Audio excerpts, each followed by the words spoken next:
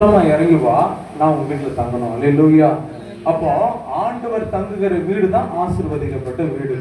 ஆண்டவர் சகீவை பார்த்து சொன்னாரு, நீ சீக்கிரமா இறங்கி வா, நான் உங்க வீட்டுல தங்கணும் அப்படின்னாரு. சரி, ஆண்டவர் சகீவனுடைய வீட்டுல தங்குவதற்கான காரணம் என்ன? யாருக்காவது தெரிஞ்ச சொல்லுங்களா பார்க்கலாம். நான் உங்க வீட்டுல வந்து தங்குறேன்னு ஆண்டவர் சொன்னாரு. ஏன் அவங்க வீட்டுல தங்கினார்? எதனால தங்கினார்? ஏதாவது காரணம் தெரியுமா? அம்மாவுக்காக ஒரு கடவுள் தட்டலாமா?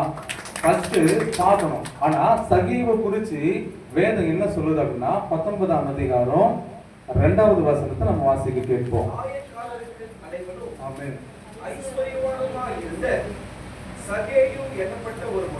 ஆமென். இங்க பாருங்க, ஆண்டவருடைய வசனம் சொல்லுது, சகேயு ஆயக்காரருக்கு தலைவனா, 2வது ஐஸ்வர்யவானுமா இருந்த சகேயு என்று அவர் பத்தி சொல்லுது. அப்பனா ஒரு ஆயக்காரருக்கு தலைவனா அவருக்கு பெயர் புகழ் இருக்கு. தலைவனா இருந்தாலே பெயர் புகழ் தானே. தலைவரே வணக்கம் அப்படின்னு சொல்லுவாங்க, தலைவர் வந்திருக்கிறாருன்னு சொல்லுவாங்க. அப்போ பெயர் புகழ் இந்த சகேயுக்கு இருக்கு. 2வது அவர் ஐஸ்வர்யவானா, பணக்காரன். அப்போ பணமும் இருக்கு. ஒரு பக்கம் பெயர் புகழ் இருக்கு, இன்னொரு பக்கம் பணமும் இருக்கு. இப்படிப்பட்ட மனுஷன் ஆண்டவரை தேடணும்னு அவசியமே கிடையாது. நம்ம ஆசீர்வாதம்னா என்னன்னு சொல்லுவோம்? வீட்டுல நகை இருந்துச்சா ஆசீர்வாதம் சொல்லுவோம், பணம் இருந்துச்சுன்னா ஆசீர்வாதம் சொல்லுவோம், பெயர் புகழ் கனம் மரியாதை இதெல்லாம் இருந்துச்சுன்னா ஆசீர்வாதம் சொல்லுவோம். இந்த ஆசீர்வாதம் எல்லாமே சகேயுக்கு இருக்கு. அப்போ ஆண்டவர் அந்த வீட்டுல வந்து தங்கணும். அப்போ இவ்வளவு காரியங்கள் இருந்தாலும் அது இல்லை, அது அதனால ஒரு ஆசீர்வாதம் தான். ஆனா அது முக்கியமான ஆசீர்வாதம் இல்லை. பெயர் புகழ் ஆசீர்வாதம் தான், ஆனா அது ரொம்ப முக்கியமானது அல்ல. பணம் ஆசீர்வாதம் தான், அது நமக்கு ரொம்ப முக்கியமானது அல்ல. அப்போ இந்த வீட்டுல பணம் இருக்கு, ஐஸ்வர்யம் இருக்கு, பெயர் புகழ் இருக்கு, எல்லாமே இருக்கு. ஆனா இதனால ஆண்டவர் வந்து அந்த வீட்டுல தங்கினாரா அப்படின்னா கிடையாது. அவன் ஆயக்காரருக்கு தலைவனா இருக்கிறான் அதனால போய் தங்கலாம்னு இயேசு வந்து தங்கல. அவன் பணக்காரனா இருக்கிறான் அதனால வந்து தங்கலாம், இயேசு அதுக்காக தங்கல. அது மட்டும் இல்ல, சகேயுக்குள்ளனானபடினால வசனம் சொல்லுது. அப்ப அவன் சரீரத்துல ஒரு குறைபாடு உள்ளவனா இருக்கிறான், அதனால அவனுடைய வீட்டுல வந்து தங்கலாம் அப்படின்றதுக்காகவும் இயேசு அந்த வீட்டுல வந்து தங்கல. அப்போ நம்ம வீட்டுல எல்லாமே இருக்கலாம், அதுக்காக இயேசு நம்ம வீட்டுல வந்து தங்க மாட்டாரு. அப்ப நம்ம வீட்டுல வந்து ஆண்டவர் தங்கணும் அப்படின்னு சொன்னா அந்த 19ஆம் அதிகாரம் 3வது வசனத்தை வாசிப்போமா? என்று வகை தேடினான். அல்லேலூயா. அவன் செஞ்ச முதல் காரியம் இயேசு எப்படிப்பட்டவரோ என்று பார்க்க வகை தேடினான். அப்போ என்னதான் பணம் இருந்தாலும், என்னதான் பெயர் புகழ் இருந்தாலும், அவனுக்குள்ள ஒரு ஆசை வந்துச்சு, இயேசு எப்படி இருப்பாரு அவரை பார்க்கும்படியாக வகை தேடுறான். இது முதல் ஸ்டேஜ்ல இருக்கிற ஜனங்களுக்கு குறிக்குது. அல்லேலூயா. ஆண்டவர் அறியாத ஜனங்க இயேசுவை பார்க்கணும்னு விருப்பப்படுறாங்க. அல்லேலூயா.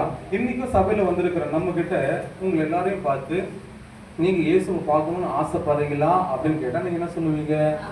ஆமா, இயேசுவை பார்க்க நான் ஆசைப்படுறேன் அப்படின்னு நம்ம சொல்லுவோம். அல்லேலூயா. அதேதான் இங்க சகேயும் இயேசுவை பார்க்கணும்னு ஆசைப்படுறாரு. ஆனா ஆசைப்பட்டது மாத்திரம் அல்ல, அவர் ஒரு காரியத்தை செய்யறாரு. 4வது வசனத்தை வாசிப்போம். அவர் போகும் வழியில் முன்னாக ஓடி அவரை பார்க்கும்படி ஒரு காட்டத்தி மரத்தில் ஏறினார். ஆமென். இப்போ இவர் ஆசைப்பட்டது மாத்திரம் அல்ல, அவரை பார்க்கணும்னு சொல்லி முன்னால ஓடுறான், கிரியையில நடப்பிக்கிறான். இன்னைக்கு எல்லாருக்கும் ஆண்டவருடைய பிள்ளைங்களுக்கு இயேசுவை பார்க்கணும்னு ஆசை, அவர்கிட்ட பேசணும்னு ஆசை. ஆனா கிரையம் செலுத்துவதற்கு ஆசை இல்ல, இயேசுவுக்கு முன்னால ஓடுவதற்கு ஆசை இல்ல. அது மட்டும் இல்ல, காட்டாத்தி மரத்துல ஏறினாராம். அந்த மரம் எப்படி இருந்துச்சுன்னு நம்மளுக்கு தெரியாது. மாமரம் மரத்தை பார்க்கிறோம், அது கிளைகள் இருக்கு. தென்னை மரம் பார்த்தா கிளைகள் இருக்காது. ஆனா இந்த காட்டாத்தி மரம் எப்படி இருந்துச்சுன்னு தெரியல. ஆனா சகேயு குள்ளனா இருக்கிறான் அப்படின்னு சொல்லி வசனம் சொல்லுது. ஒரு பக்கம் சரீர வளர்ச்சியும் இந்த சகேயுக்கு கிடையாது. ஹைட் கூட ஓரளவுக்கு ஏறலாம், குள்ளமா இருக்கிறாரு. மரத்துல ஏறுறதுன்றது அவ்வளவு ஈஸியான விஷயமும் இல்லை. எப்படி அந்த மரம் இருந்துச்சுன்றது நம்மளுக்கு தெரியாது. ஆனா இவருக்குள்ள ஒரு வாஞ்ச, ஒரு தாகம், இயேசுவை எப்படியாவது பார்க்கணும். அவர் பார்க்கிறாரு, அவருடைய கண்கள் அங்க இங்கன்னு சுத்தி பார்க்குது. அவருக்கு தெரிஞ்சது ஒரு மரம்.